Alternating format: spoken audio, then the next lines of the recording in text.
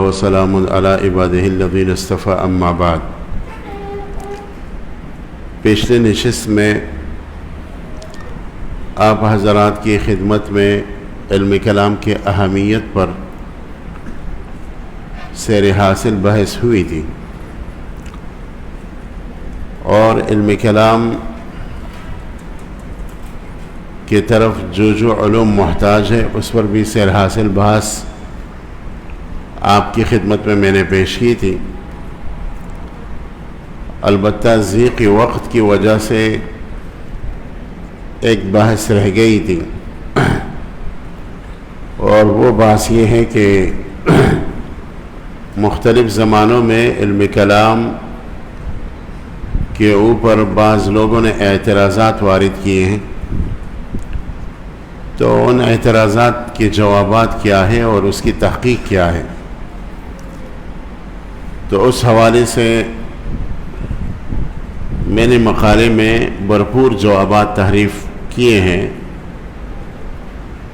تو آپ حضرات سے درخواست کرتا ہوں اور گزارش کرتا ہوں کہ مقالے میں محاضرات کے اندر، پہلی محاضرے کے اندر ان تمام اعتراضات کے جوابات تفصیلاً مذکور ہیں، اور آپ وہاں سے محظوظ ہوں گے انشاءاللہ جب آپ مطالعہ فرمائیں گے۔ آج ہمارے محاضرے کا جو موضوع ہے وہ یہ ہے کہ اہل سنت والجماعت اشاعرہ اور ماتریدیہ کی کون کون سی کتابیں اہمیت کا درجہ رکھتی ہیں، اور اس کو خود بھی مطالعہ میں رکھنا چاہیے، اور بعض کتابیں تو تدریساً پڑھنی چاہیے۔ تو ان کتابوں کی تعین اور ان کتابوں کی شروح پر انشاءاللہ آج بحث ہوگی۔ چونکہ امام ماتریدی رحمہ اللہ کی وفات تخمیناً لا تیقناً 248 ہجری سے پہلے ہوئی ہے، اور ان کی وفات بھی راجح قول کے موافق 333 ہجری میں ہوئی ہے، تو وہ امام ابو الحسن الاشعری سے عمر میں بڑے ہیں، کیونکہ امام ابو الحسن اشعری رحمہ اللہ کی پیدائش 260 ہجری میں ہوئی ہے، اور صحیح قول کے موافق ان کی وفات 324 ہجری میں ہوئی ہے۔ تو اس حوالے سے چونکہ ان کی عمر زیادہ ہے، تو حضرات سادات ماتریدیہ اور امام ماتریدی کے موقف کی جو کتابیں ہیں ان کو میں پہلے ذکر کروں گا، تاکہ ان کی تفصیل آپ کے سامنے آ جائے۔ اس کے بعد انشاءاللہ حضرات اشاعرہ کی کتابوں کا ذکر ہوگا۔ ہمارے ہاں ایک اصطلاح اور لفظ استعمال کی جاتی ہے علم مخطوطات میں اور علم تحقیق کے اندر، اور وہ اصطلاح ہے مصادر اور مراجع کی۔ مصدر کیسے کہتے ہیں، مرجع کیسے کہتے ہیں؟ مصدر کسی محقق کی اس کتاب کو کہا جاتا ہے جس کی طرف وہ اکثر رجوع کرتا ہے۔ مثلا 100% میں سے 70-75% یا 80% لیجئے، اس کی طرف وہ رجوع کرتا ہے، اس کتاب سے وہ استفادہ کرتا ہے، نقل کرتا ہے، اس کتاب کو مصدر کہا جاتا ہے۔ اور ایک مرجع ہوتا ہے، تو مرجع مصدر کی بنسبت تھوڑی دوری پر ہوتا ہے، اور یہ وہ کتاب ہوتی ہے جس سے محقق 100% میں سے 25%، 30% یا 20% نقل کرتا ہے، اور 20-25% اسی کتاب پر وہ اعتماد کرتا ہے، رجوع کرتا رہتا ہے۔ اس کتاب کو مرجع کہا جاتا ہے تحقیق کی دنیا میں۔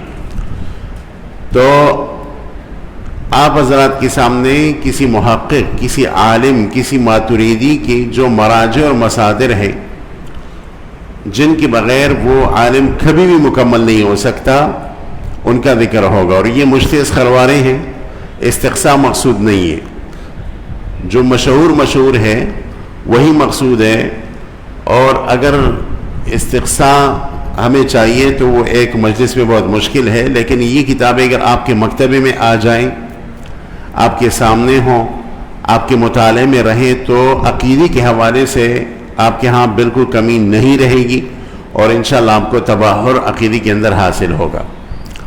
حضرات ماتریدیہ کی کتابوں میں سب سے پہلی جو مصادر کا درجہ رکھتی ہیں وہ کتابیں ہیں جو امام ابو حنیفہ رحمہ اللہ تعالی کی تصنیفات ہیں۔ امام صاحب رحمہ اللہ متقدمین اور اسلاف حضرات میں واحد وہ تابعی شخصیت ہے کہ جن کی طرف سے ہمیں تقریباً 5 کتابیں عقیدی کی پہنچی ہے۔ تابعین میں سے کوئی دوسری شخصیت ایسی نہیں ہے جن کے عقیدے کے حوالے سے مسلسل 5 کتابیں ہم تک پہنچی ہیں۔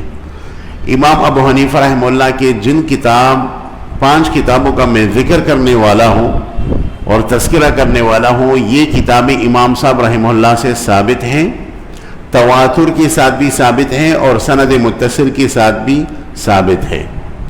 چنانچہ بعض حضرات کا یہ انکار کرنا کہ یہ کتاب امام صاحب کی نہیں ہے تو یہ اقوال لا تعتمد علیہا، ان حضرات کی وہ ایسی باتیں ہیں کہ اس پر اعتماد نہیں کیا جائے گا تحقیق کی دنیا میں۔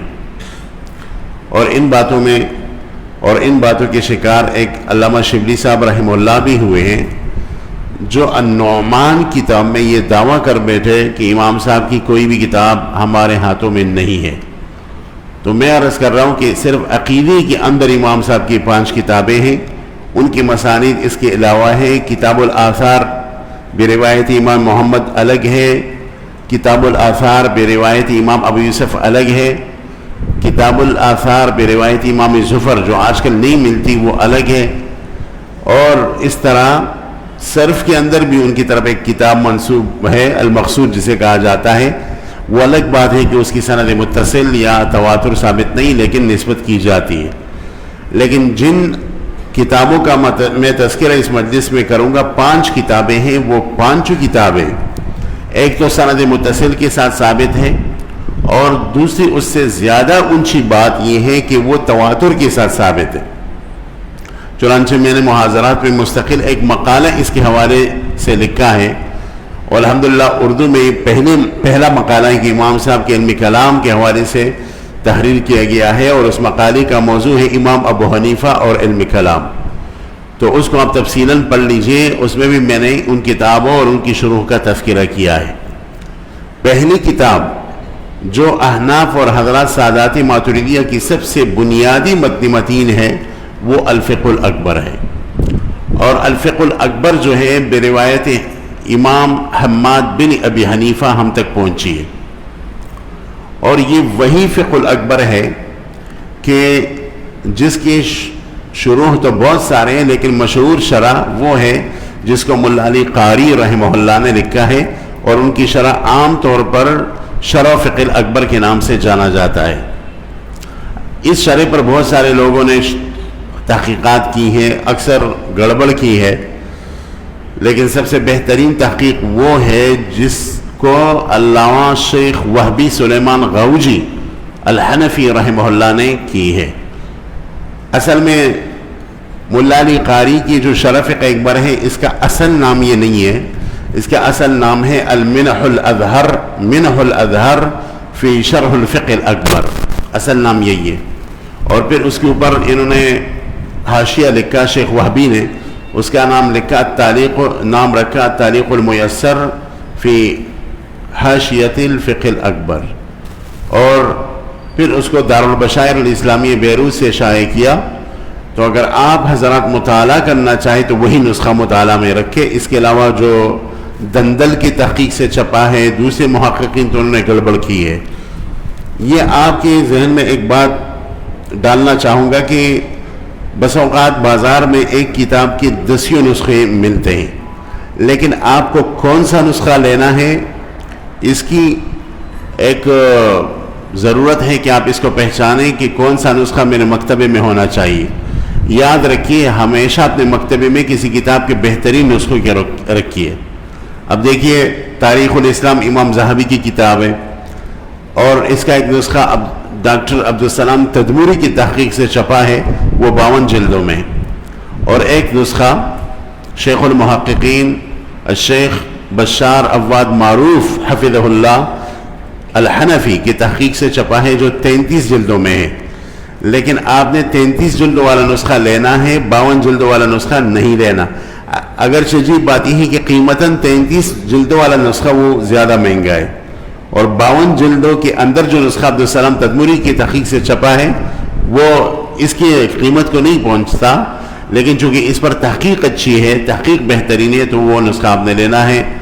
بشار عواد معروف نے جو تحقیق کیا ہے، انہوں نے خود مقدمے میں تصریح کی ہے کہ میں نے عبدالسلام تدموری کے نسخے کو سامنے رکھا تو اس کے اندر سے 48,000 غلطیوں کو نکالا ہے، 48,000 غلطیوں کو۔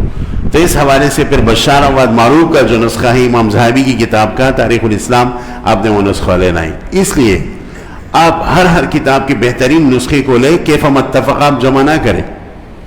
مثلا ایک کتاب دارالکتب علمیہ سے چھپی ہے اور عام طور اس میں غلطیاں بہت عام پائی جاتی ہے، اہل علم حضرات کو یہ بات بخوبی معلوم ہے، اور ایک کتاب دارالغرب سے چھپی ہے، مؤسسہ رسالہ سے چھپی ہے، یہ نامور ادارے ہیں، دارالبشائر سے چھپی، ان کی تحقیقات اچھی ہوتی ہے، یہ محققین پر بہت خرچ کرتے ہیں، تو اس وجہ سے وہ کوشش کرتے ہیں کہ بہترین سے بہترین تحقیق آ جائے۔ تو وہ کتاب جب آپ دارالکتب علمیہ سے ملے گی آپ کو تو وہ سستی ہوگی، لیکن تحقیق اچھی نہیں ہوگی، اس میں غلطیاں ہوں گی۔ لیکن دوسری طرف دارالبشائر کا نسخہ لیں گے، مؤسسہ رسالہ کا نسخہ لیں گے، یا دارالریاحین کا نسخہ لیں گے، یا دارالفتح کا نسخہ لیں گے، تو یہ وہ ادارے ہیں دنیا یہ علم کے کہ جو بہترین ادارے ہیں، نامور ادارے ہیں، جن کے نام نکلے ہوئے ہیں، تو آپ ان اداروں کی کتابوں کو لیا کریں، اس سے آپ کو بہت فائدہ پہنچے گا۔ تو شرافق اکبر جو مولا علی قاری کی کتاب کی، جو مولا علی قاری کی طرف ہے منسوب، ان کی تالیف ہے، اس میں آپ وہ نسخہ لیں گے جو دارالبشائر سے چھپا ہے، ٹھیک ہے نا۔ امام ابو حنیفہ عقیدی کے علم کو الفقہ الاکبر کہتے ہیں، تصوف کے علم کو الفقہ الاوسط کہتے ہیں، اور فقہ عملی جو عام طور ہمارے ہاں فقہ کے نام سے جو علم پہچانا جاتا ہے، اس کو الفقہ الاصغر کہتے ہیں۔ یہ امام صاحب رحمہ اللہ کی ایک اصطلاح ہے، توضیح تلویح کے حواشی میں اس بات کی تصریح موجود ہے۔ دوسری کتاب جو امام صاحب رحمہ اللہ سے باقاعدہ سند کے ساتھ ثابت ہے، وہ کتاب الوصیہ ہے۔ امام ابو حنیفہ رحمہ اللہ کے وصایا مختلف ہیں اور ان کے وصایا الگ چھپے بھی ہیں، لیکن جو کتاب الوصیہ جو سب سے زیادہ مشہور ہے، وہ عقیدی کے حوالے سے کچھ وصایا ہیں امام ابو حنیفہ رحمۃ اللہ علیہ کے، جو اپنے شاگردوں کو کیے ہیں، اور ان وصایا کا خلاصہ یہ ہے کہ آپ کو اللہ تعالیٰ کی ذات کے متعلق یہ عقیدہ رکھنا چاہیے، صفات کے متعلق یہ عقیدہ رکھنا چاہیے، تقدیر کے متعلق یہ عقیدہ رکھنا چاہیے، ملائکہ کے متعلق یہ عقیدہ رکھنا چاہیے، صفات متشابہہ کے متعلق یہ عقیدہ رکھنا چاہیے۔ تو اس طریقے سے وصایا اس کتاب میں موجود ہے، تو وہ کتاب الوصیہ کے نام سے مشہور ہے۔ یہ امام صاحب کی دوسری کتاب ہے اور ماتریدیہ حضرات کی سب سے یعنی بہترین اور بنیادی مصدر شمار ہوتی ہے، تو اس کو آپ لیں گے، اس سے استفادہ کریں گے۔ اور اس کتاب کی بہت سارے حضرات نے شروح لکھی ہے، سب سے بہترین شرح وہ ہے جس کو علامہ اکمل الدین البابرتی رحمہ اللہ، یہ لفظ بابرتی بھی بولا جاتا ہے، بابرتی با کی کسرے کے ساتھ بھی بولا جاتا ہے، لیکن بہتر با کی کسرے کے ساتھ ہے، البابرتی، اکمل الدین بابرتی۔ ان کی جو شرح ہے شرح وصیہ کے نام سے، یہ سب سے بہترین شرح ہے، یہ عام طور بازار میں مل جاتی ہے، دارالفتح اردن سے چھپی ہے۔ یہ تو اتنی بہترین کتاب ہے کہ کئی میں نے بنات کے مدارس میں یہ رائے دی کہ اس کو آپ داخل نصاب کریں، تو کئی مدارس میں یہ کتاب پر درجہ ثالثہ یا رابعہ میں بنات کے لیے داخل درس کیا گیا، اور وہ بہت فائدہ محسوس کر رہے ہیں، وقتاً فوقتاً مجھ سے پوچھتے رہتے ہیں، مطلع کرتے رہتے ہیں، اور ان کا کہنا یہ کہ بنات کو اس کتاب سے بہت فائدہ پہنچ رہا ہے۔ آسان متن ہے، درجہ ثالثہ بنین میں بھی آپ اس کو داخل کر سکتے ہیں۔ تو شرح الوصیہ اکمل الدین بابرتی کی، اس کی سب سے بہترین تحقیق وہی ہے جس کو ڈاکٹر حمزہ بکری صاحب نے محقق کیا ہے، وہ نسخہ اچھا ہے اور وہ دارالفتح سے چھپا ہے۔ تیسری کتاب جو ماتریدیہ کی مصدر کی حیثیت رکھتی ہے، وہ ہے الرسالہ الی عثمان بتی۔ حضرت عثمان بتی رحمہ اللہ بصرہ کے ایک تابعی تھے، تو انہوں نے امام ابو حنیفہ رحمۃ اللہ علیہ کو ایک خط لکھا، اور امام صاحب رحمۃ اللہ علیہ سے یہ التجا فرمائی کہ ارجاء کی مسئلے کی وضاحت کیجیے کہ یہ مرجئہ کون ہیں. تو امام صاحب رحمہ اللہ نے ان کو ایک خط لکھا اور اس خط میں انہوں نے مرجئہ کی پوری تفصیلات ذکر کی ہیں خوبصورت جامع انداز سے. تو وہ رسالہ بھی عقیدے کے حوالے سے بہت بہترین رسالہ ہے، الرسالہ الی عثمان بتی. چوتھی کتاب ہے العالم والمتعلم، اور یہ عالم والمتعلم، عالم سے مراد استاذ امام ابو حنیفہ، متعلم سے مراد شاگرد ہے. اس کتاب کو العالم والمتعلم اس لیے کہا جاتا ہے کہ اس میں لکھا ہوا ہوتا ہے قال المتعلم، ایک سوال اس کی طرف سے ہوتا ہے، جواب میں قال العالم، استاذ اس کا جواب دیتا ہے. پھر آگے یہ ہوتا ہے کہ قال المتعلم، استاذ جواب دیتا ہے قال العالم. اس طریقے سے یہ کتاب مرتب ہے، اس کو العالم والمتعلم کہا جاتا ہے.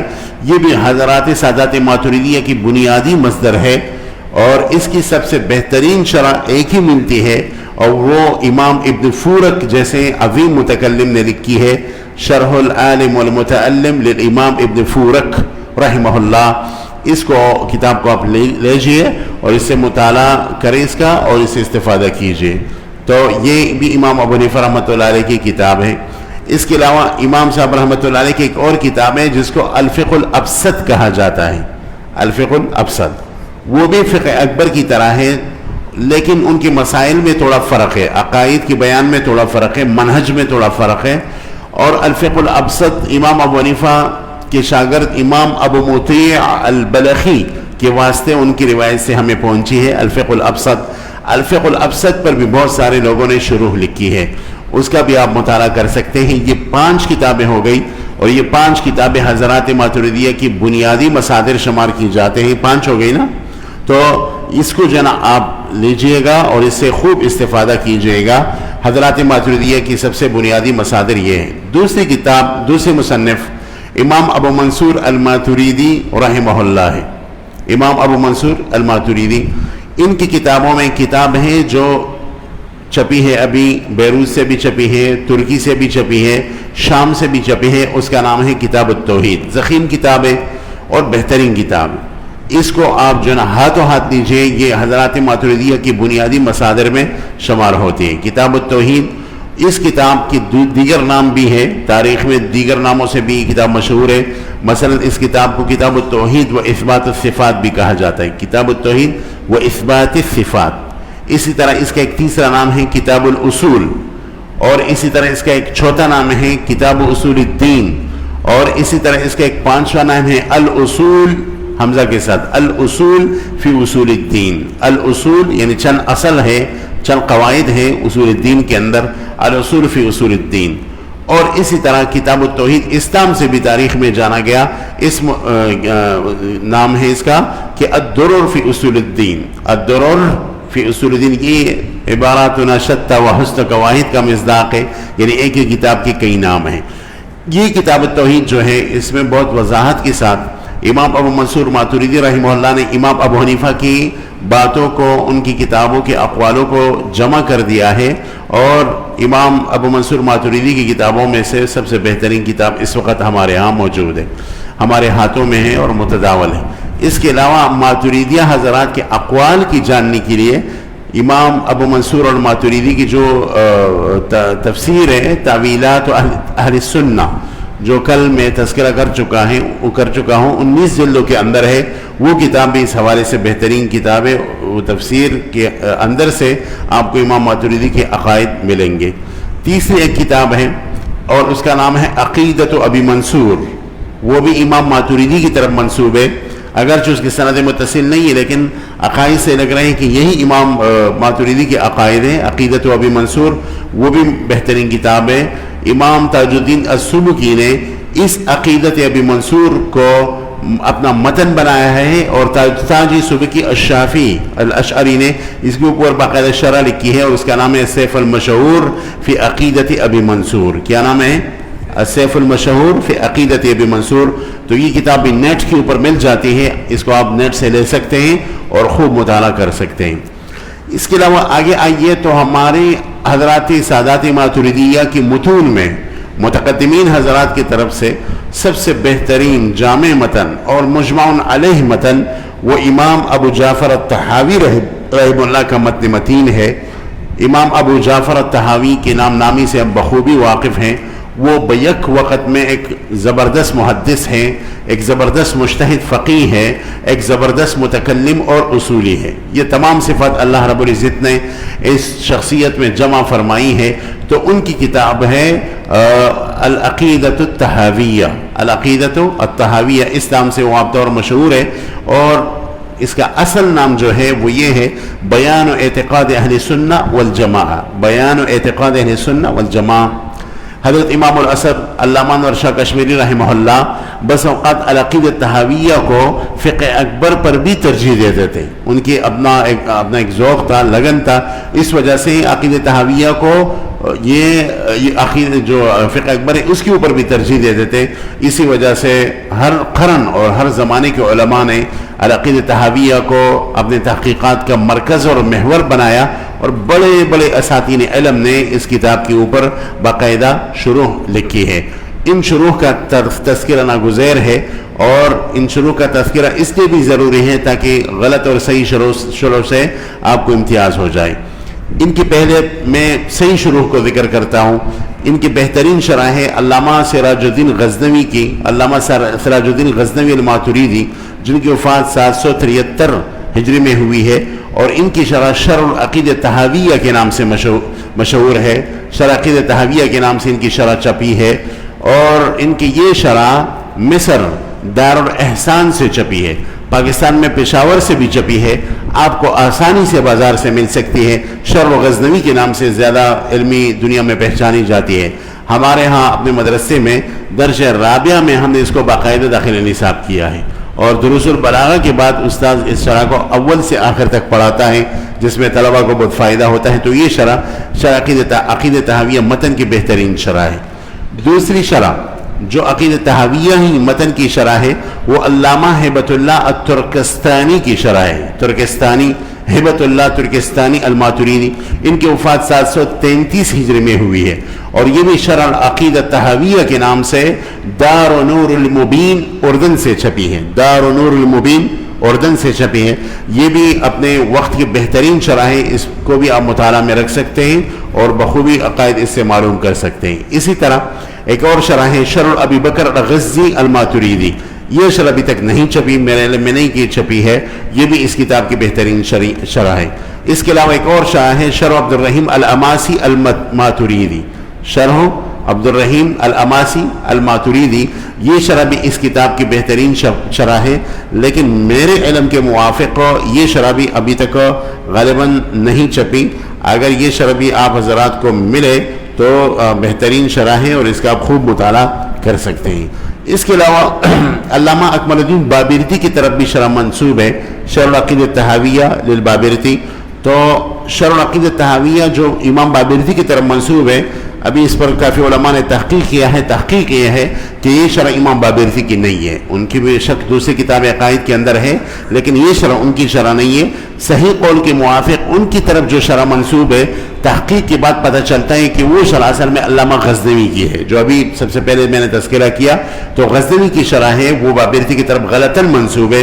اور یہ غلطی سب سے پہلے اس کے محقق ڈاکٹر عبدالستار ابو غدہ نے کی ہے. اس سے تسامح ہو گیا ہے جب اس نے وزارت الاوقاف کویت سے پہلی مرتبہ تقریباً 8 سے 25-30 سال پہلے جو ہے نا چھاپا تھا، بلکہ اس سے بھی پہلے، تو 30-35 سال پہلے. تو اس نے جس مخطوطے پر کام کیا تو وہ مخطوطہ ایسا تھا کہ اس ایک بنڈل تھا، تو بنڈل کے اوپر لکھا ہوا تھا تالیفات اکمل الدین بابرتی.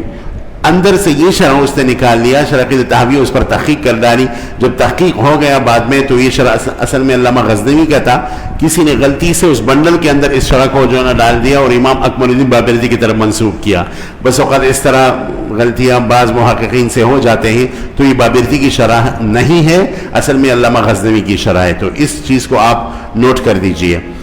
اچھا، اسی طرح ایک اور شرح ابھی چھپی ہے القلائد فی شرح العقائد.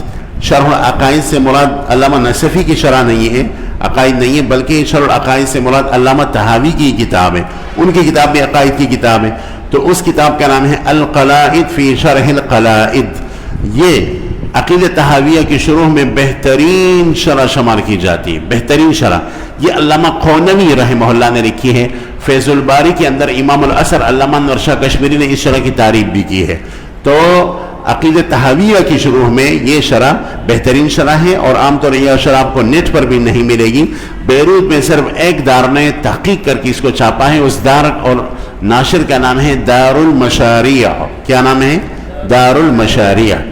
آپ صرف سنتے ہیں، یہ کتابیں آپ خریدیں گے بھی، لیکن میں ہر کتاب کے اچھے نسخے کو آپ کے سامنے لے آ رہا ہوں جو آپ کو جو ہے نا علمی دنیا میں زبردست فائدہ دے گا. ایسا نہیں کہ آپ نے صرف سن لیا، ایک کان سے سن لیا دوسرے سے نکال دیا، ایسا تو نہیں ہوگا نا بھائی جان. لیں گے نا آپ انشاءاللہ. تو علامہ قونوی کی جو شرح ہے القلائد فی شرح العقائد، یہ بھی بہترین شرح ہے. اس شرح کو آپ لے سکتے ہیں، اس سے استفادہ کر سکتے ہیں. ایک اور شرح شائع ہوئی ہے، ابھی حال ہی میں میرے ہاتھ نہیں پہنچی، شام سے شائع ہو گئی ہے، لیکن یہ شرح اس کتاب عقیدہ تحاویہ کی شروح میں بہترین شرح ہے، اور اس کا نام ہے النور اللامع والبرہان الساطع فی شرح عقائد اہل السنہ والجماعہ. میرے پاس نام اور تصویر دونوں موجود ہے. النور اللامع والبرہان الساطع فی شرح عقائد اہل السنہ والجماعہ ماتریدیہ حضرات کی کتابوں میں بہترین کتاب ہے. اگر یہ شرح آپ کے ہاتھ لگ جائے تو میرے خیال میں بہت ساری کمیاں آپ کے یہاں پوری ہو جائیں گی، اور اچھے اچھے قائد سے باخبر جو تفصیلات فروع سے صحیح طریقے سے باخبر ہو جائیں گے. اور اس کے جو مصنف ہے وہ ہے الامام العلامہ ابی الفضائل نجم الملت والدین منکوب رس بن عبداللہ الناصری الحنفی الماتریدی. اپنا نام ہے منکوب رس، یہ ترکی زبان کا لفظ ہے. اصل میں یہ عالم ہے ترکی. 652 ان کی وفات ہے، 652 ہجری ان کی وفات ہے. تو یعنی پہلے حضرات میں سے، متقدمین حضرات میں سے. تو نور اللامع جو عقیدہ تحاویہ کی شرح ہے، اس شرح کو آپ لے سکتے ہیں، اس سے آپ استفادہ کر سکتے ہیں. بہترین شرح ہے. میں نے خود بھی اس کو نہیں دیکھا، انشاءاللہ ایک ساتھی کو شام سے کہا ہے، اس نے کہا انشاءاللہ لے آؤں گا. تو خود بھی انتہائی اشد انتظار میں ہوں اس شرح کی. ایک اور شرح چھپی ہے، ہمارے ہاں عام طور ملتی ہے، یہاں کراچی میں زمزم پبلشر سے بھی چھپی ہے.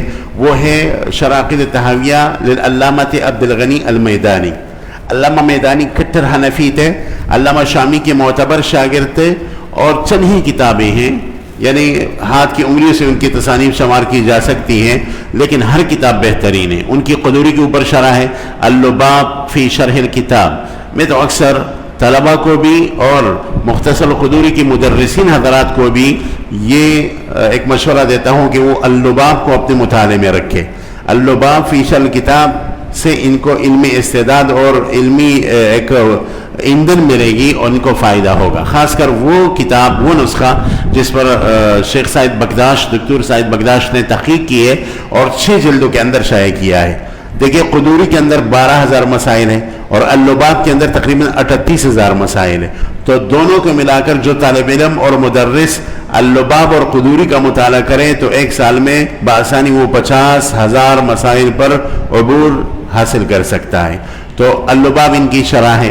چند کتابیں اور ہیں، اور ایک شرح علامہ ابو جعفر الطحاوی کی کتاب کی ہے، اس کا نام ہے شرح عقیدہ تحاویہ.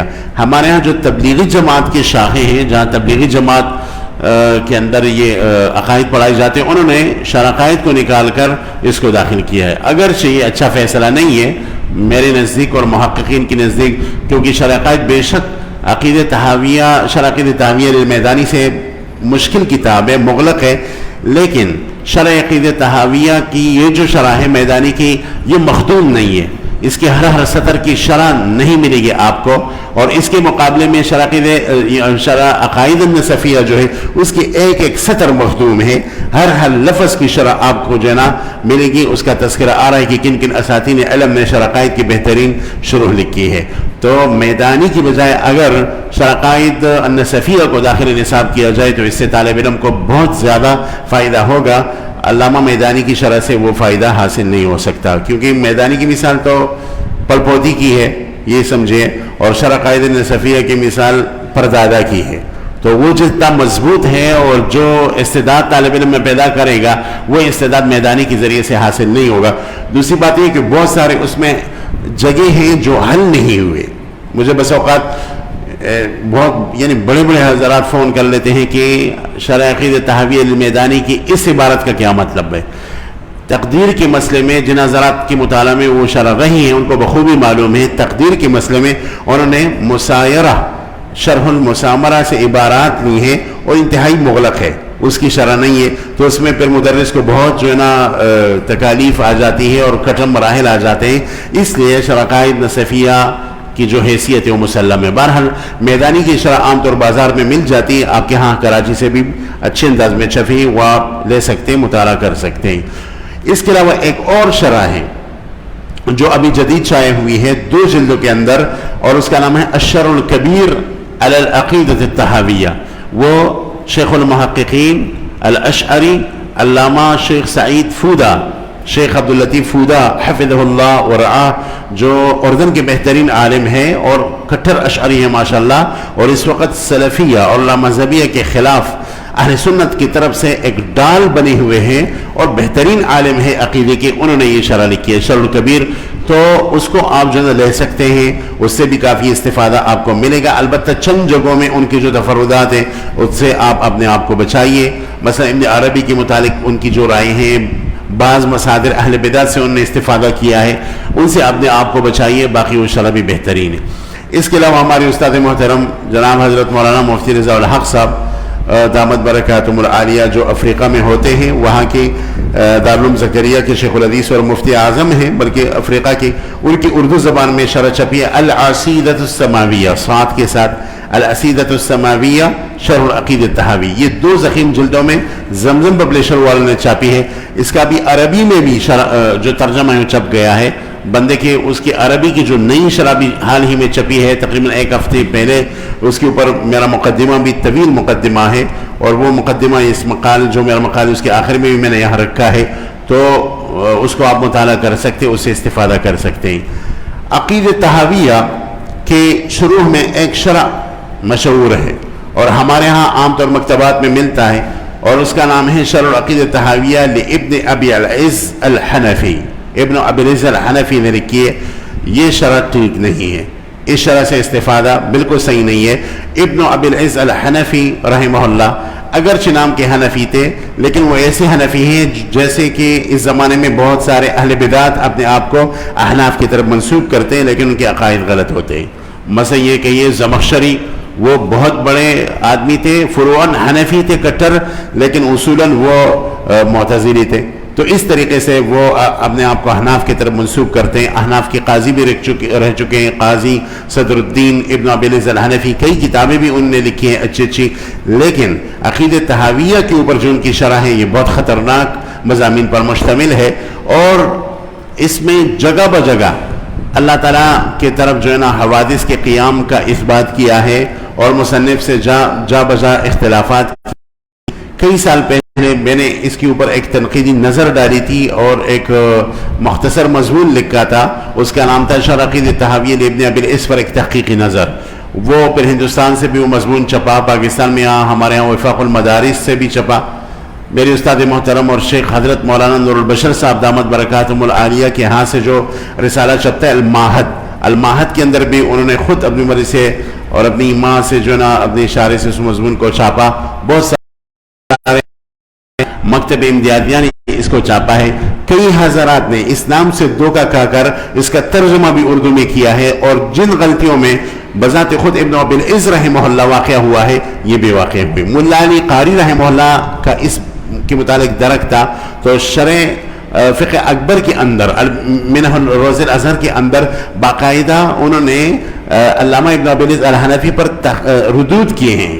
وہاں کہا ہے قال شارح العقیدۃ الطحاویہ کذا وجوابہ کذا, قال شارح العقیدۃ الطحاویہ کذا وجوابہ کذا. باقاعدہ ان پر ردود لکھے ہیں. میں نے اپنے مضمون میں اس کے حوالہ جات بھی پیش کیے ہیں, تحقیق کے لیے وہ آپ مضمون دیکھ سکتے ہیں. تو یہ جو شرح یہ ٹھیک نہیں ہے. اس شرح کی جو ترجمے ہوئے ہیں, مثلا پشاور سے ایک کتاب شائع ہوئی ہے, اس کا نام ہے تحفہ عثمانیہ. تو اس نام سے جو عقیدہ تحویہ کی شرح کی گئی ہے، یہ اول سے لے کر تقریباً 80% یا 85% اس نے اعتماد کیا ہے ابن ابی العز الحنفی کی شرح پر، اور جن غلطیوں میں ابن ابی العز الحنفی واقع ہوا ہے انہی غلطیوں میں صاحب تحفہ عثمانیہ بھی واقع ہوا ہے۔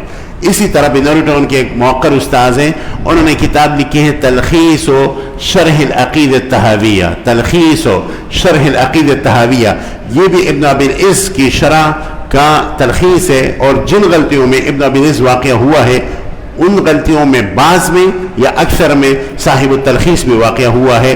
تو یہ بھی احناف حضرات کے عقیدے کی بالکل ترجمہ 1% بھی نہیں کرتا، اس سے بھی اپنے آپ کو بچانا ضروری ہے۔ امام ابو جعفر الطحاوی رحمہ اللہ کے حالات تو بہت سارے حضرات نے لکھی ہے، لیکن ان کے حالات اگر جاننا چاہیں صاحب متن جو ہے العقیدہ الطحاویہ کی جو ماتن ہے، تو ان کے حالات پر بہترین کتاب علامہ زاہد الکوثری کی کتاب اور رسالہ ہے، اور اس کا نام ہے الحاوی، الحاوی یہی نام ہے، الحاوی فی سیرت ابی جعفر الطحاوی۔ اور یہ کتاب علامہ یوسف البنوری رحمۃ اللہ علیہ نے ایک زمانے میں ایچ ایم سعید سے اپنے اہتمام کے ساتھ چھاپا تھا، اور بعد میں پھر وہ چھپتا گیا۔ ابھی شیخ حمزہ وسیم البکری کی تحقیق سے نئی انداز سے چھپا ہے۔ تو اگر آپ امام ابو جعفر الطحاوی کی کتاب اور ان کی جو تصنیفات ہیں اس میں عقیدہ تحویہ بھی ہے، پھر عقیدہ تحویہ کی شروع کا بھی تعارف ہے، ابن ابی العز پر علامہ کوثری نے باقاعدہ نقد کیا ہے، جس طرح میں نے آپ حضرات کے سامنے کیا، انہی سے میں نے یہ فائدہ اٹھایا ہے۔ تو وہاں آپ جو ہے نا مطالعہ کر سکتے ہیں، آپ امام طحاوی کے حالات پر وہ کتاب دیکھ سکتے ہیں۔ تو عقیدہ تحویہ کی شروع کا تذکرہ آپ کی خدمت میں پیش ہوا، آپ انہی شرحوں کو اپنے مطالعے میں رکھیں۔ اس کے علاوہ بھی شرح ہو سکتی ہے، بہت سارے علماء نے لکھی ہو، اچھے علماء نے، تو جب کوئی ایسی شرح آپ کو ملے تو اپنے زمانے کی کسی محقق عالم سے جو عقیدے کی مباحث کے اوپر تحقیقی نظر رکھتا ہے اس سے آپ معلومات لے سکتے ہیں۔ ہمارے ہاں ماتریدیہ کی کتابوں میں ایک مستند کتاب اور مستند مرجع امام ابو الیسر البزدوی کی کتاب ہے۔ امام ابو الیسر البزدوی کی وفات 393 میں ہوئی ہے۔ یہ امام ابو الیسر فخر الاسلام البزدوی کے چھوٹے بھائی ہیں، جن کی کتاب ہے نا اصول بزدوی، بہت مشہور کتاب ہے، اور ہمارے احناف کے بہت بڑے امام ہیں۔ ان کا نام ہے امام ابو الیسر البزدوی فخر الاسلام البزدوی۔ ان کی وفات 483 میں ہوئی ہے، اور ان کو ابو الیسر اس لیے کہا جاتا تھا کہ ان کی کتابیں مشکل ہوتی تھی، اور یہ ان کے چھوٹے بھائی ہیں ابو الیسر البزدوی۔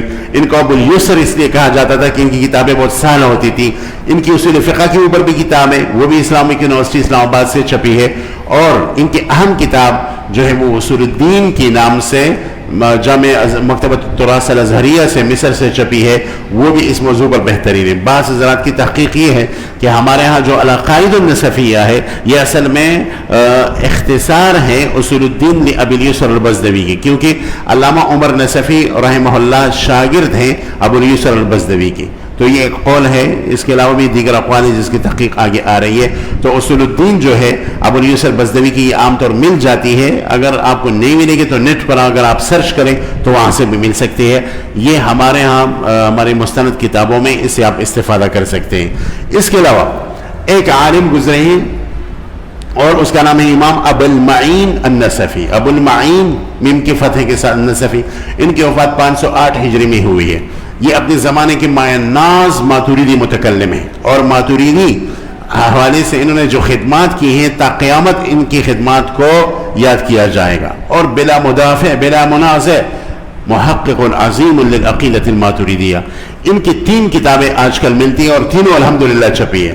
ان میں سے ایک کتاب ہے تبصرۃ الادلہ فی اصول الدین، تبصرۃ الادلہ فی اصول الدین۔ یہ 2 ضخیم جلدوں میں ترکی سے بھی چھپی ہے، 2 ضخیم جلدوں میں شام سے بھی چھپی ہے۔ یہ بہترین کتاب ہے، ہر طالب علم کو اپنے مکتبے میں یہ کتاب رکھنی چاہیے۔ آج کل عام طور ملتی نہیں، لیکن نیٹ پر آسانی سے مل جاتی ہے، آپ وہاں سے لے سکتے ہیں۔ تبصرۃ الادلہ فی اصول الدین۔ ان کی ایک دوسری کتاب ہے اور اس کا نام ہے التمہید لقواعد التوحید، التمہید لقواعد التوحید۔ یہ کتاب بھی بہترین کتابیں اور عقیدے کے اندر چھپے، اس پر بھی بہت سارے علماء نے شروع لکھی ہے، لیکن وہ شرح ابھی تک ایک شرح بھی اس کا نہیں چھپا۔ تیسری کتاب امام ابو المعین نصفی کے ہے بحر الکلام فی علم الکلام۔ کیا نام ہے؟ بحر الکلام، باتوں کا سمندر علم کلام کے اندر، بحر الکلام فی علم الکلام، یہ کتاب بھی بہترین کتاب ہے. شام سے بھی کتاب چھپی ہے، دارالفتح سے بھی یہ چھپی ہے. بہترین نسخہ وہ ہے جو دارالفتح سے چھپی ہے. اور یہ جو بحر الکلام ہے علامہ نصفی کی، اس پر بھی بہت سارے شروح لکھے گئے ہیں. اس کے ایک ضخیم شرح مصر سے مکتبۃ الازہریہ للتراث سے بھی چھپی ہے، وہ شرح بھی آپ اس کی دیکھ سکتے ہیں. تو یہ 3 کتابیں ان کی ہیں. بطور فائدہ ایک بات عرض کرتا چلوں، التمہید کے نام سے ہمارے عقائد ماتریدیہ میں کئی کتابیں مشہور ہیں. التمہید کے نام سے ہمارے عقائد ماتریدیہ میں کئی کتابیں مشہور ہیں. ایک التمہید ان کی ہے امام ابو المعین النصفی کی، یہ اپنی جگہ بہترین کتاب ہے. ایک التمہید ہے امام لامشی الحنفی کی، امام التمہید فی اصول الدین امام لامشی الحنفی کی، وہ بھی بہترین کتاب ہے. اور ایک اور تمہید التمہید لقواعد التوحید جو مشہور حنفی ہے، اور ان کی یہ تمہید لقواعد التوحید مصر ترکی یہ جو مکتبۃ الدینیہ وقفیہ ہے اس سے چھپی ہے.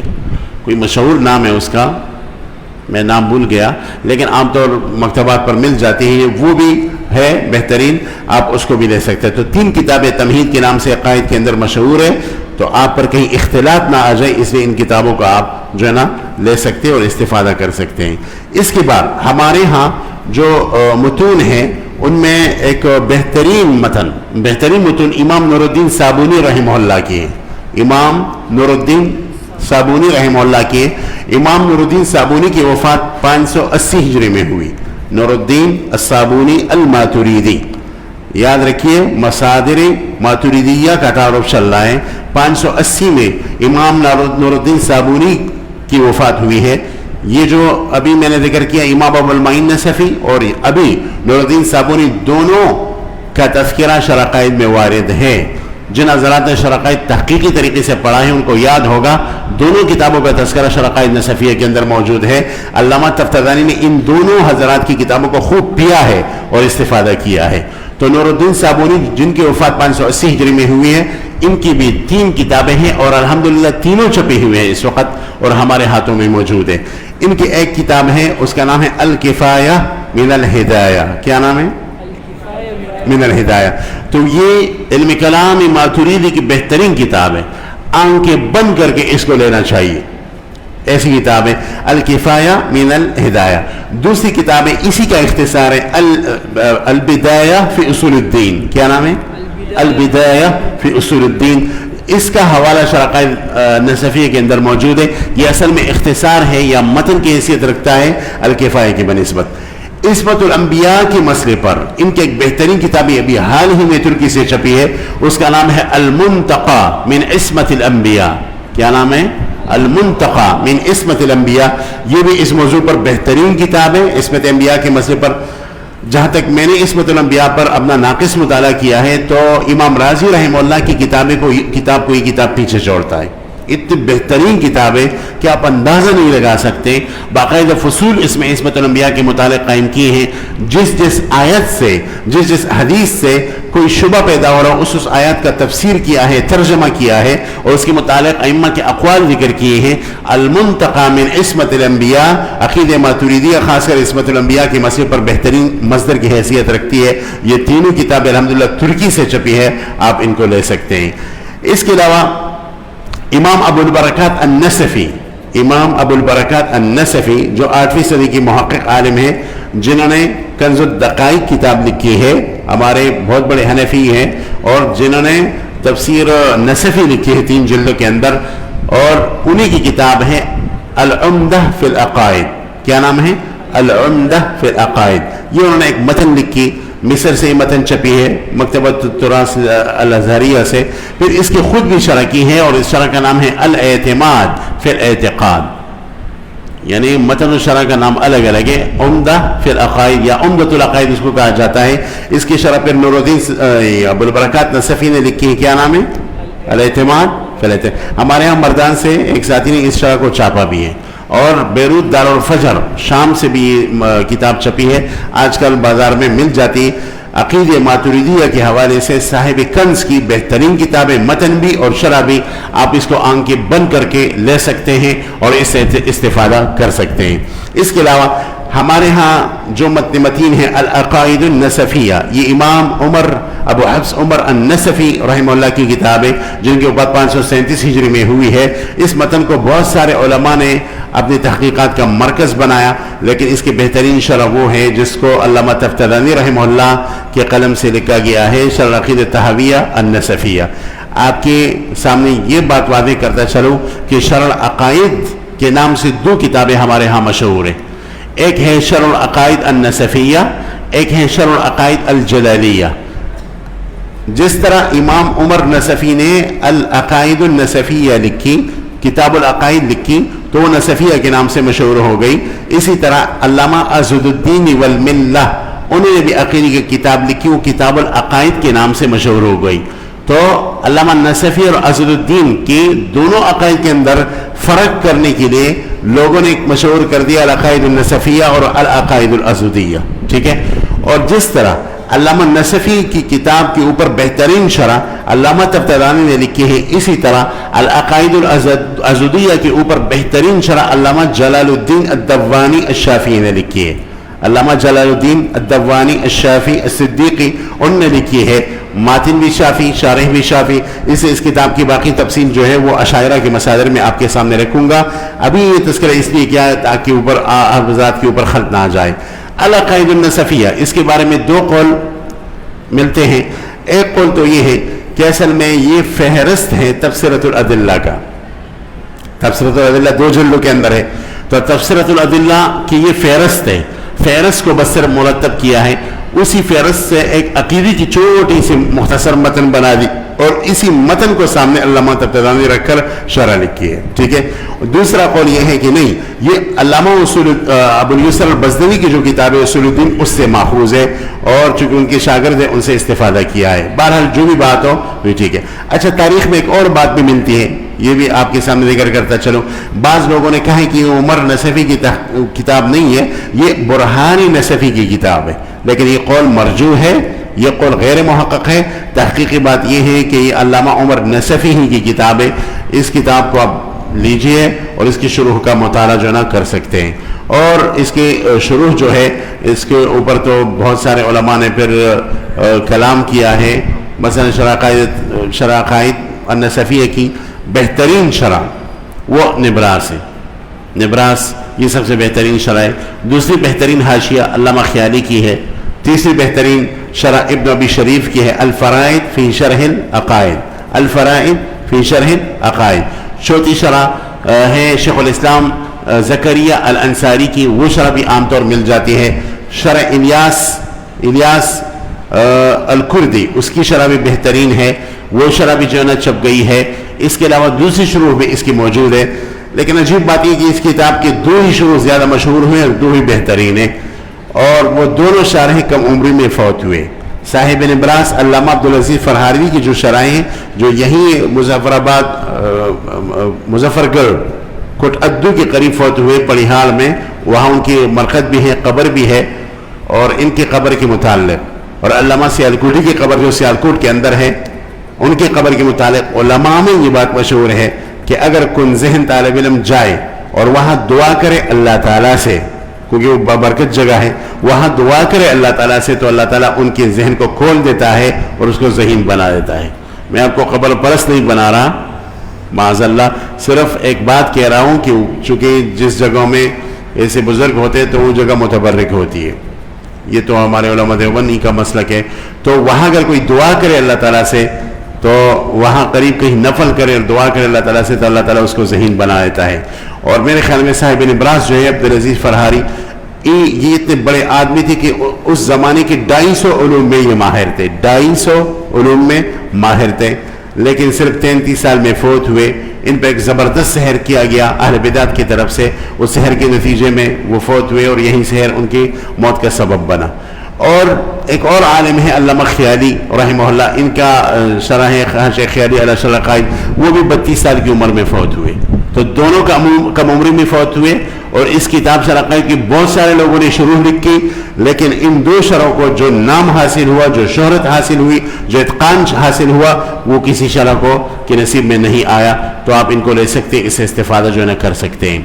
اسی طرح ہمارے ہاں العقیدۃ طحاویہ اور عقائد نصفیہ کے علاوہ جو مشہور متن ہے منظوم متن بدر الامالی اس کا نام ہے. یہ علامہ اوشی نے لکھی ہے. علامہ اوشی الفرغانی 569 ان کی وفات ہے. 6 صدی کے بہت بڑے عالم گزرے ہیں. ان کی قبر بھی وہاں معروف ہے. علامہ فرغانی رحمہ اللہ اوشی الفرغانی فتاوی سراجی کے نام سے بھی ان کی فتاوی مشہور ہے. یہاں زمزم والے نے بھی چھاپا ہے فتاوی سراجی. فقیہ بھی تھے, بہت محقق عالم تھے اور ساتھ ساتھ جو ہے متکلم بھی تھے. ان کی تقریباً 66 اشعار میں ایک متن متین ہے منظوم اور اس کا نام ہے بدر الامالی. بدر الامالی متن کے اوپر بہت سارے علماء نے شروح لکھے ہیں. درج المعانی فی شرح بدر الامالی علامہ بدر الدین ابن جماعہ, اسی طرح اور بعض علماء نے. لیکن اس کی بہترین شرح علامہ مولا علی قاری کی شرح ہے, اس کا نام ہے ضوء المعانی فی شرح بدر الامالی. ضوء المعانی ضاد کے ساتھ فی شرح بدر الامالی, یہ بہترین ہے. اور اس بہت سارے اس پر بھی تحقیقات کی گئی ہیں. بہترین نسخہ وہ ہے جس پر ہمارے ایران کے فاضل دوست جناب حضرت مولانا عبدالحمید ترکمانی صاحب نے تحقیق کی ہے. اگر آپ کو تحقیق مل جاتی ہے جو دارالفتح سے چھپے تو وہ ضرور لے لیجئے گا اور اسے استفادہ کریں.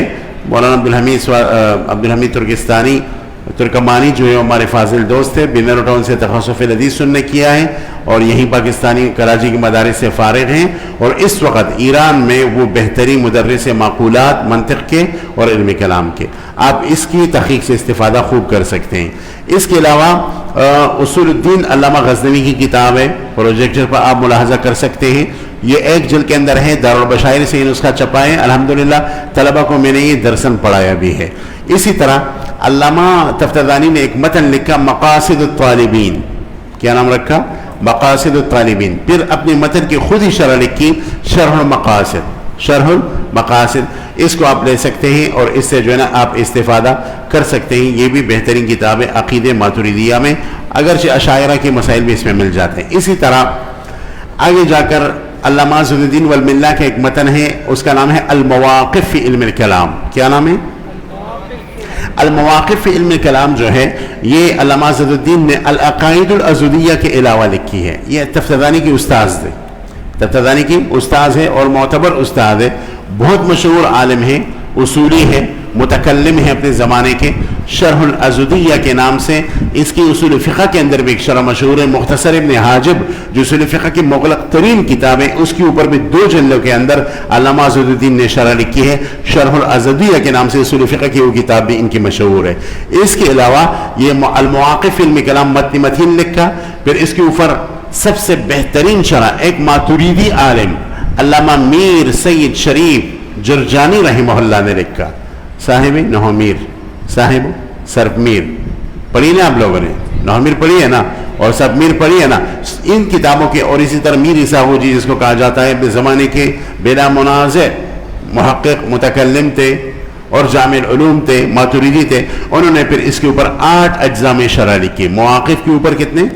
8 اجزاء میں 8 جلدوں میں شرح لکھی جو شرح مواقف کے نام سے مشہور ہے. یہ عقیدی کی بہترین کتاب ہے, بلکہ یہ کہیے کہ عقیدی کا مستقل جو ہے نا گنجینہ ہے, خزانہ ہے. اس کو آپ مطالعہ میں رکھ سکتے ہیں, استفادہ کر سکتے ہیں. علامہ میر سید شریف جرجانی کی یہ شرح اتنی مشہور ہو گئی کہ اس پر 2 لوگوں نے حواشی لکھی اور ان کی اس کی سختی کو حواشی کے ذریعے سے بالکل نرم کر دیا. ایک شرح ایک حاشیہ ہے علامہ عبدالحکیم سیالکوٹی کا, دوسرا حاشیہ ہے علامہ حسن چلپی الترکی کا. یہ دونوں حاشیے ساتھ چھپی ہے. کراچی میں یہ آسانی سے مل جاتی ہے, دارالکتب علمیہ بیروت سے بھی چھپی ہے, پاکستانی میں بھی چھپی گئی ہے. اس سے آپ استفادہ کر سکتے ہیں. ہمارے ماتریدیہ حضرات کی کتابوں میں بہترین کتاب ہے. اس کے علاوہ المسایرہ فی العقائد المنجیہ فی الآخرہ, المسایرہ فی العقائد المنجیہ فی الآخرہ, یہ مجتہد علی الاطلاق امام کمال الدین ابن الحمام رحمہ اللہ صاحب فتح القدیر کی کتاب عقیدی کے اندر اور بہترین کتاب. پھر امام ابن حمام کی 2 شاگرد تھے, ایک اشعری تھا دوسرا ماتریدی تھا. دونوں نے اپنے استاذ کی کتاب پر شرح لکھی اور ان میں سے ایک نام ہے ابن ابی شریف, ابن ابی شریف رحمہ اللہ, اور انہوں نے شرح لکھی المسامرہ شرح المسایرہ. کیا نام رکھا؟ المسامرہ فی شرح المسایرہ. مسامرہ مطلب یہ ہے کہ یہ کتاب اب رات ہی کو بالکل جب فارغ ہو جائے تمام کاموں سے اور بچوں کا شور نہ ہو مطالعہ کر سکتے ہیں. مسامرہ کا معنی تو جانتے ہیں نا, سمر یعنی رات کو باتیں کرنا. تو اس کا مطلب ہے کہ آسانی سے یہ حال نہیں ہوگا. اب رات میں بچے سو جائے, بالکل آپ کو کوئی تنگ نہ کرے, کوئی شور نہ ہو, گاڑیوں کی شور بھی نہ ہو, اور اکیلے بیٹھ جائے مطالعے کے لیے, تب یہ مسامرہ آپ جو ہے نا اب حل کر سکتے. اسے نام رکھا المسامرہ فی شرح المسایرہ. یہ ایک بہترین شرح ہے. دوسری شرح المسایرہ کے اوپر علامہ قاسم بن قطلوبغہ رحمہ اللہ, کیا نام ہے؟ اس نام کے لیے بھی وضو کرنا پڑے گا. کیا نام ہے؟ قاسم بن قطلوبغہ. یہ لفظ ترکی زبان کا ہے. اس کا نام ہے الفحل المیمون. الفحل المیمون. الفحل المیمون کا ترجمہ مولانا طاہر صاحب کیا کریں گے اردو میں؟ یعنی مضبوط اور شریف بیل. مضبوط اور شریف بیل. اصل میں اس زمانے میں ایک محقق عالم کے لیے یہ لفظ قطلوبغہ بولا جاتا تھا. قطلوبغہ, ٹھیک ہے. تو یہ عالم قاسم بن قطلوبغہ کے نام سے مشہور ہوئے, اور یہ ابن حمام کے علوم کے وارث سمجھے جاتے ہیں. انہوں نے حاشیہ لکھا المسایرہ پر, اور یہ تینوں کتابیں ایک ساتھ چھپی ہے بیروت کی کتب خانوں سے. آپ اس سے بھی استفادہ کر سکتے ہیں. بہت عجیب چیزیں ہیں اس میں, بہت قیمتی نکات ہیں اس میں. آپ اس کو جو ہے نا لے کر اس سے خوب استفادہ کر لیجئے. اس کے علاوہ ایک اور کتاب ہے, اس کا نام ہے جواہر العقائد, یا اس کو نونیت الخضر بک کہا جاتا ہے. نونیت الخضر بک. یہ جو علامہ خضر بک تھے, خضر بیگ ہم اس کو کہتے ہیں, یہ حنفی ماتریدی عالم تھے. ان کی وفات 863 ہجری میں ہوئی ہے. ان کی جو منظوم نونیہ ہے, نونیہ اس لیے کہا جاتا ہے کہ آخر میں نون آتا ہے. نونیہ ان کی جو منظومہ ہے, اس کے اوپر بھی علماء نے شرح لکھی ہے. بہترین شرح علامہ خیالی کی ہے. علامہ خیالی ان کے شاگرد تھے علامہ خضر بیگ کے, تو انہوں نے شاگرد نے پھر ان کی شرح لکھی. یہ شرح بھی عام طور بازار میں مل جاتی ہے. ہماری ماتریدی عقائد کی بہترین کتاب ہے. کچھ پلے پڑھ رہا ہے, سمجھ میں آ رہی بات؟ تو اس فہرست کا مطلب یہ ہے کہ آپ ان کتابوں کو لیں گے, ٹھیک ہے, اور مطالعے میں رکھیں گے. اس کے علاوہ ہمارے ہاں علامہ کمال الدین بیاضی رحمہ اللہ 11ویں صدی کی جو عالم ہے, 11ویں صدی کے محقق عالم گزرے ہیں. انہوں نے امام ابو حنیفہ کی جو 5 کتابیں میں نے ابتدا میں اس کا ذکر کیا, اس کو سامنے رکھا, اور اس سے ایک بہترین متن تیار کیا, تکرار وغیرہ ختم کر دیا, اور اس متن متین کا نام رکھا الاصول المنیفہ للامام ابی حنیفہ. الاصول المنیفہ للامام ابی حنیفہ, یعنی عقائد کے اندر امام کی بہترین اصول. وہ کتاب جب متن لکھی, پھر اس متن کی خود شرح لکھی, اور شرح کا نام رکھا اشارات المرام عن عبارات الامام. اشارات المرام عن عبارات الامام. یہ ایسی بہترین شرح ہے, ایسی یعنی یہ کہیے کہ ایک کوزی میں پورے سمندر کو بند کر دیا ہے, کہ اس کے اندر جو نادر کوئی کتابوں کے حوالے ملتے, آج کل کتابیں بھی نہیں ملتی. اس کی تقریباً 50-60% مصادر آج کل نہیں ملتی. نایاب کتابوں کو جو ہے نا, یہ اس کا ذہن ایسا تھا کہ بندہ سمجھتے بالکل اسکین کرتا تھا, اٹھاتا تھا اور اپنی کتاب میں رکھتا تھا, اسکین کرتا تھا اور فوائد کو اٹھاتا تھا اور اس کتاب میں رکھتا تھا, اشارات المرام میں. تو اگر ایک عالم اس کتاب کا صحیح معنوں میں سمجھ کر مطالعہ کرتے, تو میں دعوے سے کہتا ہوں کہ وہ عقائد میں متبحر عالم بن سکتا ہے. اشارات المرام ایسی کتاب ہے. میرے استاد محترم حضرت علامہ یوسف بنوری رحمۃ اللہ علیہ کے شاگرد خاص, ان کے معرفت السنن کے اندر دایاں ہاتھ حضرت مولانا امین اورکزئی الشہید رحمۃ اللہ علیہ, محدث کبیر, جو سرحد شاہ ہوام کے تھے, جو بنوری میں 14 سال ناظم تعلیمات بھی رہے ہیں, کہ عقیدے میں بہت محقق عالم تھے. مجھے خود انہوں نے یہ کتاب پکڑا دی اشارات المرام, اور فرمانے لگے مولوی صاحب میرے جی چاہتا ہے کہ اس کتاب کو داخل درس کروں, اور چاہتا ہوں کہ مدارس میں طلبہ کو یہ کتاب پڑھاؤں. بہرحال وہ کتاب اشارات المرام بہترین کتاب ہے. پہلے مصر سے چھپی تھی, اس کی فوٹو ہمارے ہاں پبلشر جو ہیں زمزم مولانا رفیق زمزمی صاحب حفظ اللہ, انہوں نے چھاپی. پھر ہمارے, لیکن وہ مصری چھاپا تھا اور اسی کی تصویر تھی, تو اس میں کافی وہ مسائل تھے. پرانا خط تھا, اس سے طالب علم استفادہ آسانی سے نہیں کر سکتا تھا. ابھی حال ہی میں ہمارے دوست مولانا حسن عبدالشکور صاحب حفظ اللہ لاہور باولپور کے, انہوں نے اس پر دوبارہ تحقیق کی, اور مصر دارالساری سے بھی چھاپی, اور حال ہی میں آپ حضرات کے لیے خوشخبری ہے کہ زمزم سے بھی چھاپی. آج ہی بنوری ٹاؤن میں ایک مکتبے میں نے دیکھا, قیمت تو اس کی بہت زیادہ تھی, لیکن اس کی چھپائی بالکل بیروتی طرز کی تھی.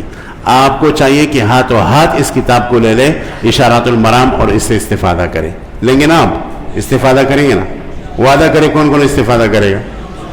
इसको ज़रूर लीजिए मौलवी साहब, इसमें आपकी अक़ीदे का इल्म रखा हुआ है और आपको बहुत फ़ायदा पहुँचेगा इंशाअल्लाह। तो इशारातुल मराम इस हवाले से बेहतरीन किताब है और इसे आप जो है ना बखूबी इस्तिफादा कर सकते हैं। इसके अलावा हमारे यहाँ हमने दर्ज सालिसा में बतौर तजर्बा इसका जो मतन अल-उसूल मुनीफ़ा दाखिल दर्स भी किया था, लेकिन थोड़ा बहुत वो सालिसा की तालिब इल्म के मुस्तवा से ऊंचा था, तो फिर हमने निकाल दिया और उसकी जगह तबसीतुल फ़िक़्ह अकबर कल मैंने तज़किरा किया था उसको दाखिल दर्स कर दिया, वो उन तलबा के मुस्तवा के मुवाफ़िक़ था। बहरहाल ये इशारातुल जो मराम है ये बेहतरीन किताब है। इसके साथ साथ अल्लामा अब्दुल गनी नाबुलसी की एक किताब है मुक़द्दिमा मंज़ूमती किफ़ायतुल ग़ुलाम। किफ़ायतुल ग़ुलाम जो है ये फ़िक़्ह हनफ़ी के अंदर इनकी एक मतन है, इसका मुक़द्दिमा अक़ाइद पर मुश्तमिल है। तो इसकी जो मुक़द्दिमा है इसको आप खूब मुताला कर सकते हैं, इस्तिफादा कर सकते हैं। अक़ाइदी मातुरीदिया के अंदर एक शख्सियत है हुज्जतुल इस्लाम मौलाना मोहम्मद कासिम नानूतवी रहमहुल्लाह, इनकी हर किताब को हिर्ज़ जान बनाना चाहिए। अगर आप अक़ाइदी मातुरीदिया और अपने अक़ाइद को जानना चाहते हैं तो हज़रतुल इमाम की किताबों का मुताला करें, ये एक शख्सियत है। दूसरी शख्सियत है हकीमुल उम्मह मुजद्दिदुल मिल्लह अल इमाम अशरफ अली अत्तानवी रहमहुल्लाह। अला वजह बसीरा मैं कह रहा हूँ, अला वजह तक़लीद नहीं कह रहा, अला वजह मुबालगा नहीं कह रहा, अला वजह बसीरा कह रहा हूँ कि इनका सानी हिंदुस्तान में नहीं गुजरा। हज़रत तानवी रहमतुल्लाह अलैह, इस आदमी की किताबों में जो नूर रखा हुआ है मैं अल्फाज में इसकी ताबीर नहीं कर सकता। मौलवी साहब इनकी किताबों का मुताला में ज़रूर रखा करें, ज़रूर रखा करें। इनके हर किताब में इल्म कलाम के मबाइस मुंतशिर और आम अंदाज में पढ़े हुए हैं।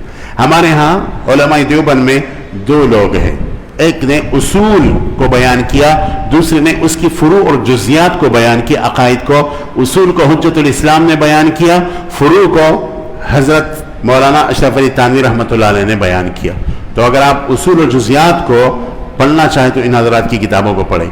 हज़रत तानूती रहमतुल्लाह अलैह की किताबें की तीन कैटेगरी है, वो एक वो किताबें हैं जो आसान है, हर कोई पढ़ सकता है। दूसरा मुतवस्सित है, उसके थोड़ी सी जहन मारी करनी पड़ती है। तीसरी थोड़े मुग़लक़ है लेकिन उसमें फ़वाइद हैं और ज़बरदस्त हीरे जवाहिर उसमें रखे हुए हैं। उनकी जो आसान किताबें उसमें मसलन अजविब अरबाइन है, तोहफ़े लहमिया है, हदीयत शिया है, ये उनकी आसान उसलूब की किताबें हैं।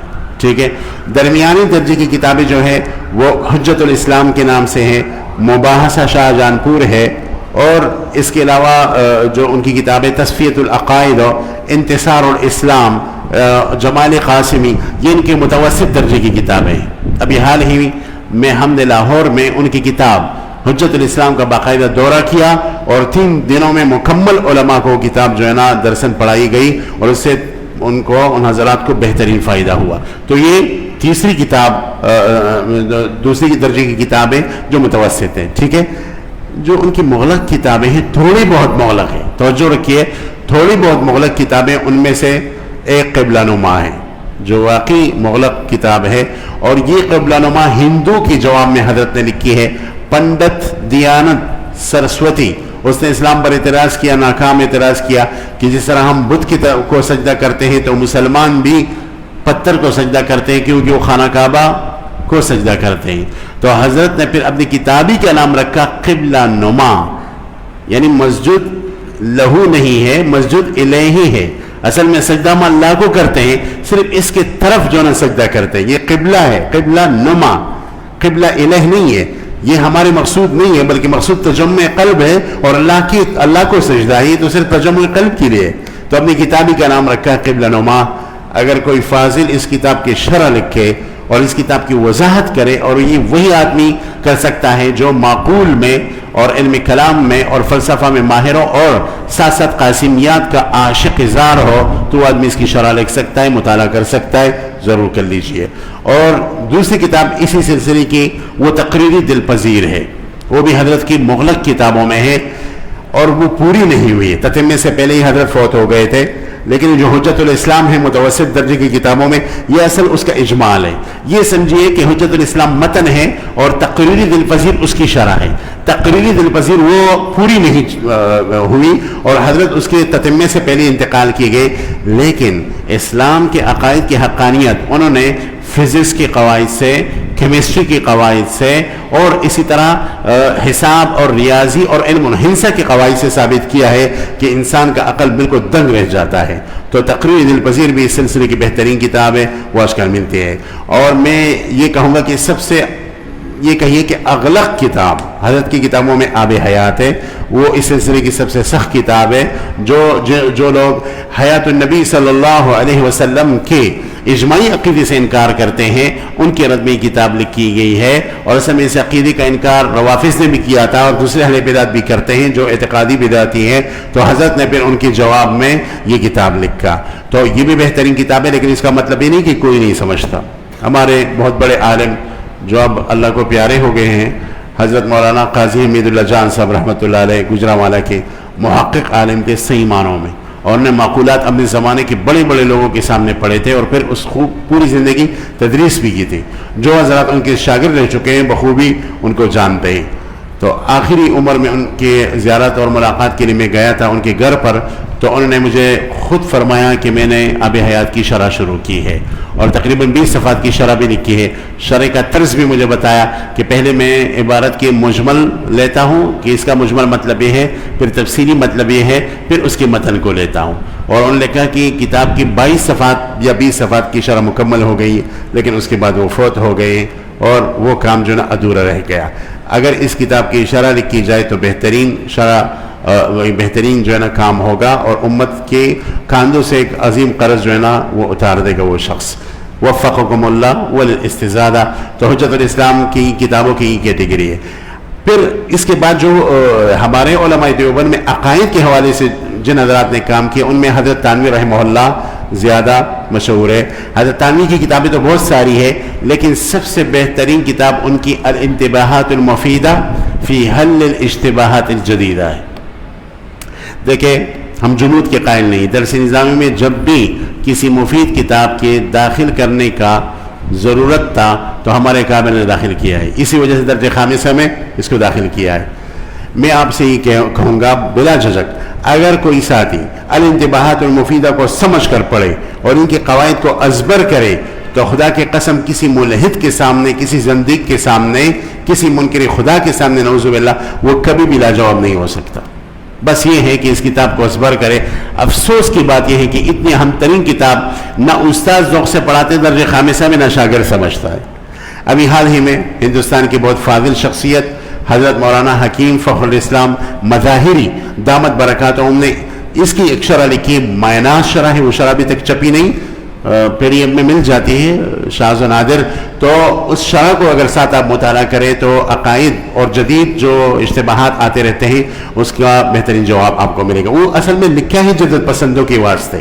حضرت تھانوی رحمۃ اللہ علیہ علی گڑھ یونیورسٹی گئے تھے، وہاں ایک بیان کیا، بیان میں ان کے شبہات کو دور کیا، پھر واپس آ کر ایک کتاب شروع کر لیا. ارادہ تھا کہ واپس جا کر ان کو جو ہے نا پڑھاؤں گا یا درس کروں گا. تو وہ کتاب ہمارے ہاں داخل درس سے آپ اس سے استفادہ کر سکتے ہیں.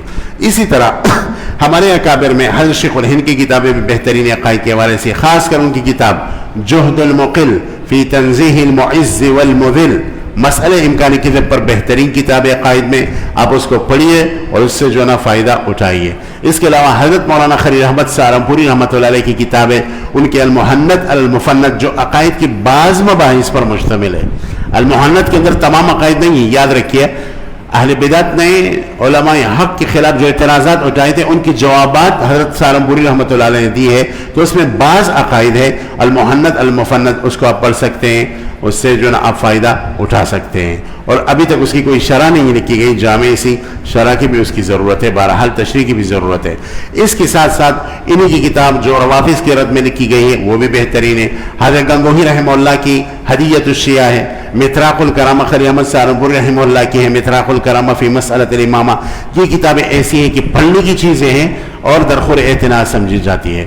اور اسی طرح حضرت علامہ خلیل احمد سہارنپوری کی ایک بہترین اور جامع کتاب رد بدعات میں، اس کا نام ہے البراہین القاطعہ فی رد انوار الساطعہ، یہ کتاب بہترین کتاب ہے امکان کذب اور دوسرے بدعات کے رد میں. یہ کتاب افسوس کی بات ہے ابھی تک اس پر تحقیق نہیں ہوئی. اگر کوئی فاضل اٹھے اور البراہین القاطعہ پر تحقیق کرے تو یہ بہترین کام ہوگا. تو اکابر دیوبند کی ان کتابوں کو آپ ضرور پڑھیے اور ان سے استفادہ کریں. اس کے علاوہ علامہ شبیر احمد عثمانی رحمۃ اللہ علیہ کی جو عقدی اور فلسفیانہ انداز سے اسلام کے دفاع میں کتابیں ہیں وہ بھی ضرور پڑھیے. اور ان میں سے بعض مضامین تو ایسے ہیں کہ مولوی صاحب آپ حیران ہو جائیں گے. ہم نے اپنے ایک دوست کو اس پر لگایا کہ ان کی کتابوں کو عربی میں ترجمہ کرے. اب انہوں نے حضرت کی کتاب العقل والنقل کو ترجمہ کیا، بیروت سے چھپ گیا، اور دوسری کئی کتابیں بھی چھپ کر آ رہی ہیں حضرت شیخ الاسلام شبیر احمد عثمانی رحمۃ اللہ علیہ. اسی طرح قاری طیب رحمۃ اللہ علیہ کی جو کتابیں ہیں وہ بھی بہترین ہیں.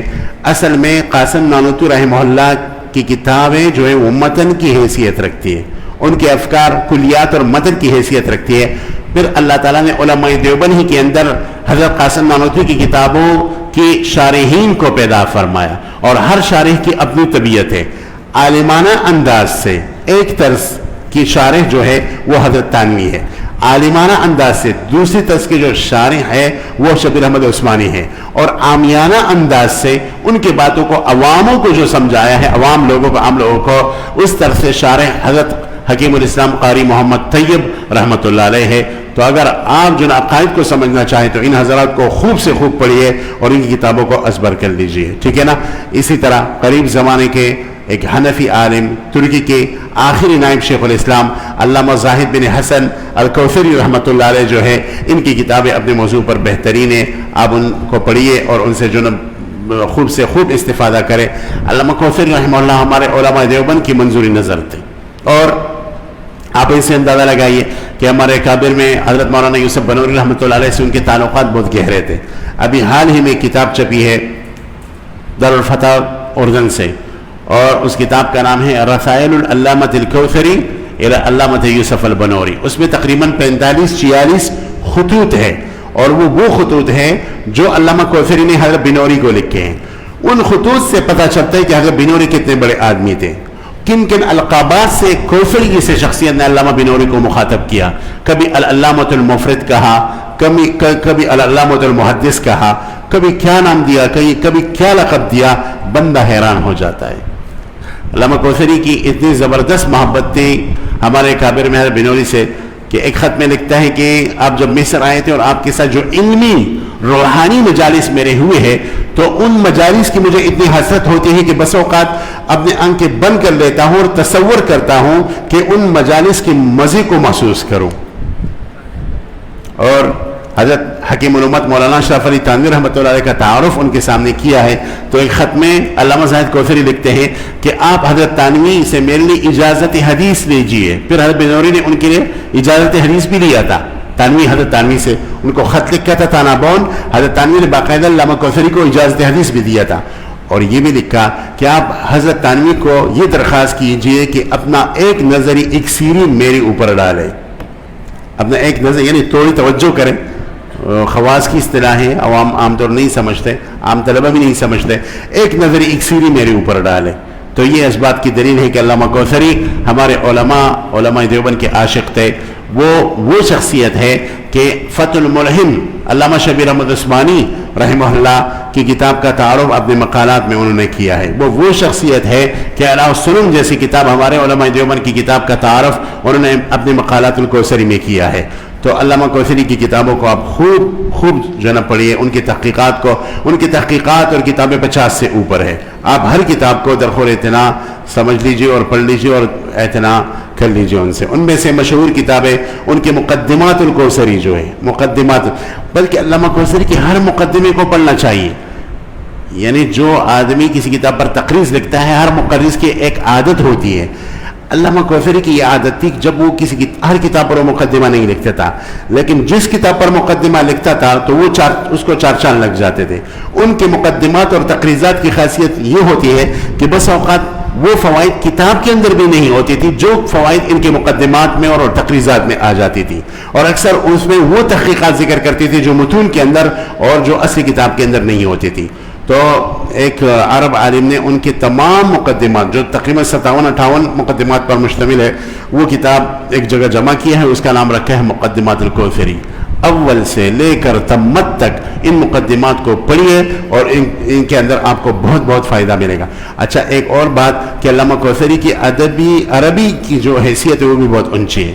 اگر آپ یہ مطلب سمجھ لیجئے کہ آپ اپنے آپ کو ادیب بنانا چاہتے ہیں اور ساتھ ساتھ متکلم بنانا چاہتے ہیں تو علامہ کوثری کی مقدمات کو پڑھیے. اسی طرح مقالات الکوثری یہ بھی پڑھیے. مقالات الکوثری تو خود حضرت بنوری رحمۃ اللہ علیہ نے HM سے کس زمانے میں چھاپا تھا اور اب تو عام طور مل جاتی ہے. اسی طرح ان کی کتاب السیف الثقیل فی رد علی ابن زفین وہ بھی ضرور پڑھیے. کتاب الاسماء والصفات البیہقی پر ان کی جو تعلیقات ہیں اور مقدمہ ہیں وہ بھی پڑھیے. اور اس کے علاوہ دوسری جو ان کی کتابیں تحقیقات ہیں ضرور پڑھیے اور ان سے استفادہ آپ کر لیجئے.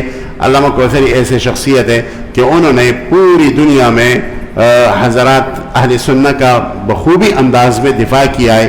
اسی وجہ سے بعض علماء نے ان کو یہ لقب دیا ہے کہ کان مجدد التوحید فی القرن العشرین. کان مجدد التوحید فی القرن العشرین کہ 20ویں صدی کی مجدد توحید تھے، عقیدے کے مجدد تھے. تو ان کی کتابوں کو جو نا خوب پڑھی، ان سے استفادہ کر لیجئے. حضرات ماتریدیہ کے کتابوں کے حوالے سے میرے خیال میں یہ چیزیں کافی تھیں اور اس کو آپ لیجئے، ان سے استفادہ کریں. انشاءاللہ نماز کے بعد دوسری نشست میں حضرات اشاعرہ کی کتابوں پر تبصرہ ہوگا، وہ اس سے بھی زیادہ دلچسپ ہے، تو اسے سنیے اور سر دنیے اور اس سے فائدہ اٹھائیے. وآخر دعوانا ان الحمدللہ رب العالمین. آخر میں سوالوں کا جواب بھی ہوگا. صفات کا مسئلہ بہت تفصیلی ہے، طویل الذیل ہے، تو میرے خیال میں وہ اگلی مجلس میں نہیں ہو سکتا. تو سوالوں کے جواب کے اندر مجمل جواب تو میں دے دوں گا اگر کسی سوال کیا، ورنہ اس کے لیے کوئی مستقل نشست رکھ لیں گے پھر کبھی سے انشاءاللہ، تو اس کی پوری وضاحت آپ کی خدمت میں کر لوں گا. ابھی جو ہم نے محاضرہ کی اور نماز کے بعد جو محاضرہ ہوگا یہ آپ حضرات کے اس نشست کی خاصیت ہے. میں نے کہیں اور اس پر تفصیلی روشنی نہیں ڈالی، یہ آپ حضرات کی خاصیت ہے. یہاں سے لے کر اور جگہوں میں بھی اس پر جنرل روشنی ڈالی جائے گی، لیکن یہیں سے یہ آواز اٹھائی گئی پہلی مرتبہ. وآخر دعوانا الحمدللہ رب العالمین.